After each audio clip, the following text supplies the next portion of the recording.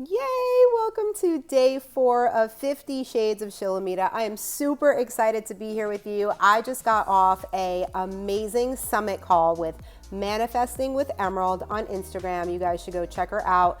The summit that I am a part of is going to pop off on August 1st, and it was fire. We were talking about unconventional relationships, and for those of you that are new to my world, my relationship is definitely unconventional, and it is the greatest love story of all time, and I am so super grateful for it, and I loved being able to share it on Emerald's show. So I'm going to hold off on sharing on this show for a little while longer on my relationship, but just know that there's some juicy stuff coming your way. We're definitely going to talk about that. But what I wanted to talk about today is jealousy, envy, and saying the word never. Because what I have found and experienced in my lifetime is the things that I was jealous of, the things that I said never, I would never, ever do something like that. I would never behave like that, right? How many of you can relate to saying something like that? I just want you to know that those things, they come back and they bite you so hard, right? So the first time I really knew and understood that was with my children. My very first son, he was a little angel baby, started sleeping at 3 weeks. He was always goo goo gaga, very happy. It was just the two of us for a long time, so he was disciplined and he, just always was such a good boy. And I remember going into restaurants or going into, supermarkets and seeing people with children who had total meltdowns. And I was like, oh, how dare those kids behave like that with those parents, right? And I really didn't understand it because here I had like the perfect child at the time, I thought.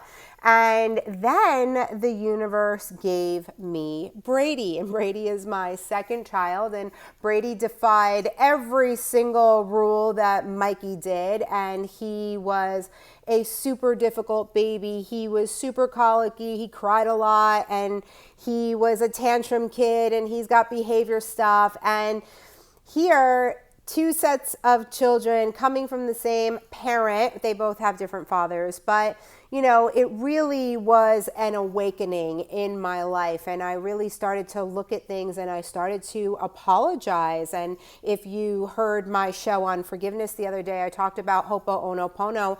I'm sorry, please forgive me, I love you, and thank you. And I had to go back and I did a lot of that work on all of the moms that I ever judged. And, I'm finding now in my 40s that things are really coming back to bite me. And why? Because when we say things like, I would never say something like that, I would never do that, we say that in a moment where we feel that that is our feeling, right? Like in the moment, we feel that we would never behave that way, we would never do something like that because we're not put in the same situation as the person who's choosing to do the things that they're doing that you feel like you're never going to do, right? So we create these stories based on what we think is wrong or right, and based on what society has told us to be wrong or right, and then we put our own stamp on it. But what happens in this world of awakening and enlightenment and spirituality is that the universe is constantly sending tests at us, right? So the more that we ask for, the more that we expand, the more that we receive, the more tests start coming at us. And the universe is really trying to see, are you able to handle it all like you said you would? And how are you going to react and respond when you have to do the thing that you said that you would never do, or the thing that you judged somebody for, or the thing that, is not in alignment with you? And this is a really interesting thing to ponder on because we do it a lot. And we do it all day long, actually, and a lot of people are not even aware and conscious that they're doing it. So that's why I thought it was really important to have this conversation with you here today and to leave this podcast up so that people can come and find my work and really listen to the basis of it, I invite you to become more open to breaking out of society rules. And I say that because we've been trained and conditioned into thinking one way, but that's not the only way. And when we've been conditioned and trained in one way, we think that everything else is wrong. And so we look at other people and we can't help but judge them, right? But the reason why we're judging them is because somehow they are a reflection to us, right? Somehow this person is reflecting something inside of us that we still haven't healed, that we still haven't taken care of, that we still don't love about ourselves, right? And so this person is being shown to us in a way so that we are able to reflect. And when we get to the point of freedom, we're able to look at another human being and say, you know what, if you're happy in the way that you're acting, in the way that you're being, in the way that you're doing, then I'm happy too, right? It's like what you do in your life, what you do in your home, what you do behind closed doors has nothing to do with me and my life. Unless you're coming fully into my stratosphere, I try to keep myself out of other people's business. Now, that took a lot of work, right? When I was younger, I had big groups of girlfriends. And so it was hard to not interject my opinion, especially because I have a lot of things to say, right? But the greatest power of all time is the power of silence and the power of knowing that I don't actually have to say how I feel all the time, right? Because now I know and understand that I'm a little bit ahead of the game. So if I'm ahead of the game, not everybody's even going to understand what I have to say.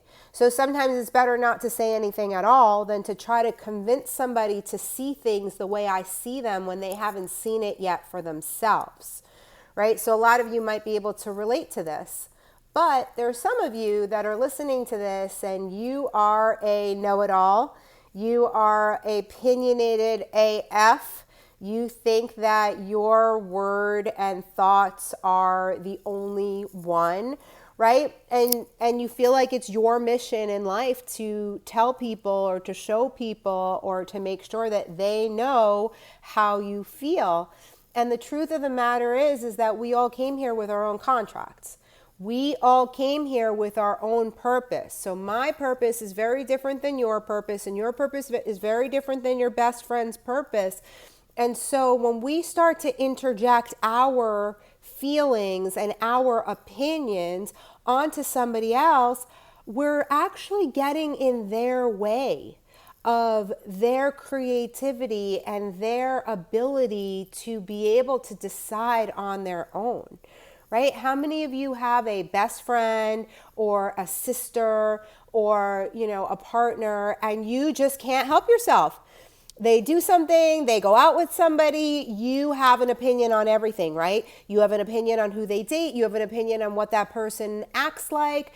And I just look back at my life, my relationship, because that's the podcast that I just did. And I think back to the things that people said to me in the beginning of my relationship. And those things were horrible. I mean, people said some of the most horrible things to me.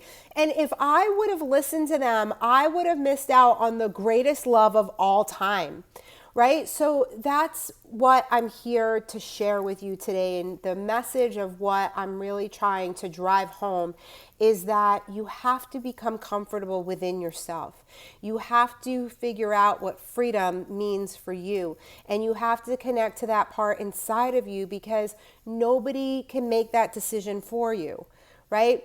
The love of your life may not be the love of somebody else's life, right? Like this person may not be for your best friend or for your sister or for your mother, and you're going to have to learn how to live in the duality of that, right? If you feel like this person is actually the person that you're supposed to be with, or you're going to have to make the decision on how to move forward from this situation, knowing that everybody around you doesn't like this person, but why don't they like them, right?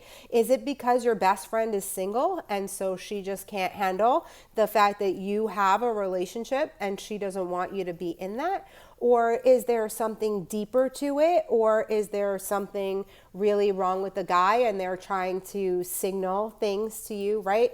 because we manifest our situations for a reason.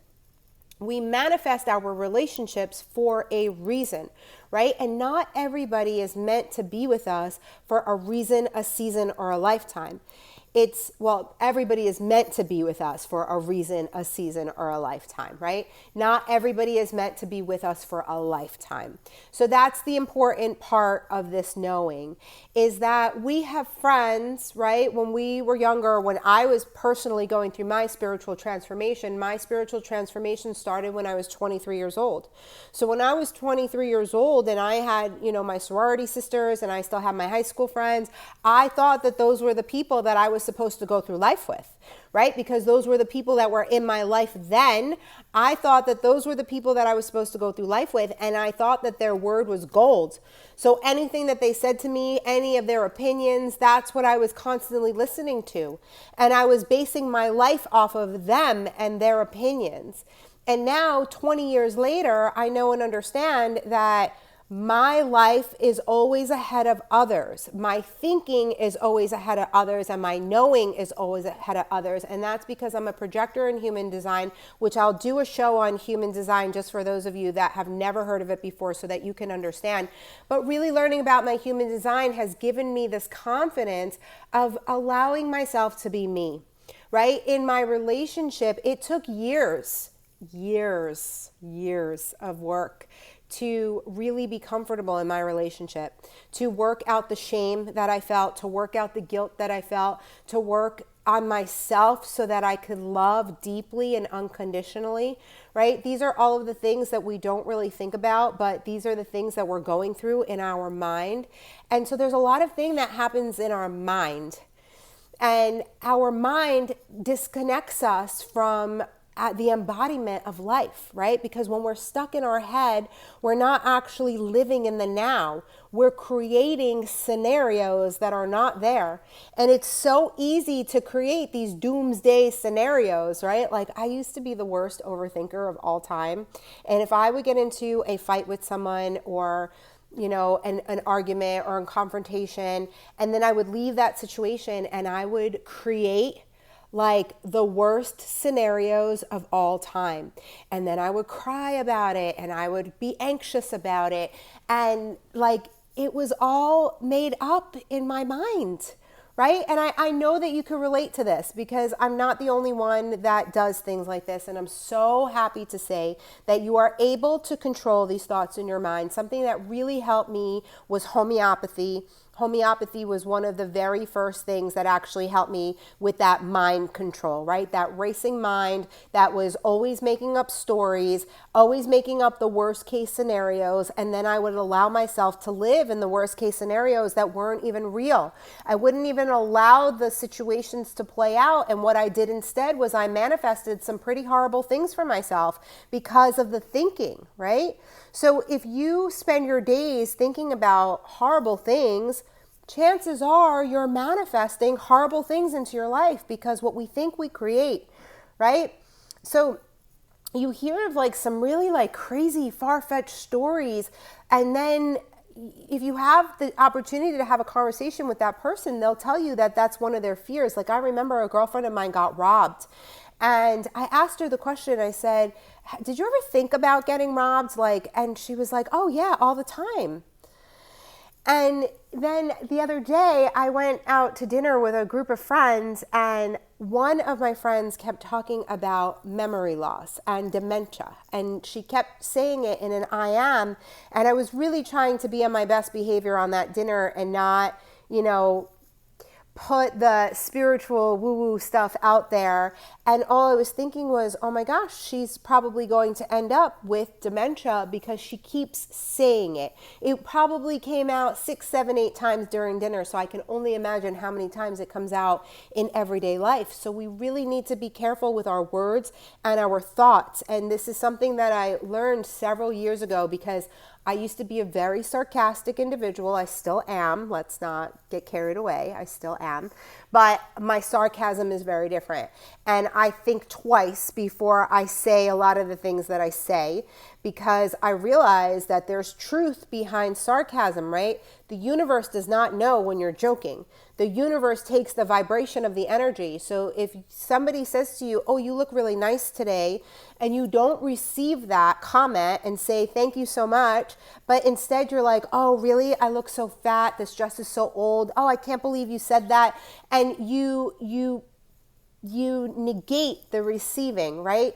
All of life is about giving and receiving, right? And receiving, there's really an art to it. You have to be able to consciously open yourself in order to receive. So when you're blocking the comment, you're actually blocking your ability to receive, right? It's like you ever get in the bathtub and forget to put the stopper on and all the water just drains down, and then you get in and the water's cold. Ugh, I hate when that happens. I've done that more often than not. Well, it's the same thing with how we evolve and we grow and we expand ourselves into what we actually desire, is if we open ourselves to the capability of receiving. So I came here today to open up this conversation with you guys to really help you understand that if you're doing a lot of judging, and I say judging, and I mean it without actually thinking about the judgment all the way through, right? Because our initial reaction as human beings sometimes is to judge. We just can't help it. It's like, it's our initial reaction. But the difference is can you go from the initial reaction and can you switch that thought into something positive, right? Like, can you catch yourself in the thought of judgment and then be like, no, I didn't mean that. This is what I think instead. No, I take that back. This is what I'd like to think instead. I didn't mean to say that about her. I'm sending her love instead, right? Because we have to remember that we're human beings and human beings make mistakes. We were brought here to make mistakes. The thing is, are you going to repeat the mistake over and over again, or are you going to learn from the mistake and try to not repeat it again, right? So when we initially judge, that's okay, because then you're going to come in with the awareness and you're going to fix it. If you're not coming in with the awareness and you take that judgment and then you call up, Sally, Jesse, and Rachel, and you have to tell them all about your judgments, and then you go to somebody else and you have to tell your judgments, right? That changes the energy completely. And that makes it a completely different scenario. And now you are in the energy of judgment, which is the energy of negativity, which is not good for you, because then you're opening yourself up to that same judgment as well. And at this stage of the game, you might actually care what other people think of you. So you don't want to put yourself in that position where you're opening yourself up to receive and all you're receiving is a lot of judgment and negativity, because that's not a lot of fun. I really appreciate you listening to me. I am so super grateful for everybody that listens to the show. I love when you reach out and let me know that you love the show. I thank you so much for rating the show on your favorite podcast listening station. And if you can comment and share it with a friend, please come back and see me on social media. You can find me at shilamida.com. You can find me on Facebook, on Instagram, on Pinterest, soon to be on YouTube, and all of the places. I love you. I thank you, and I hope that you have an amazing day.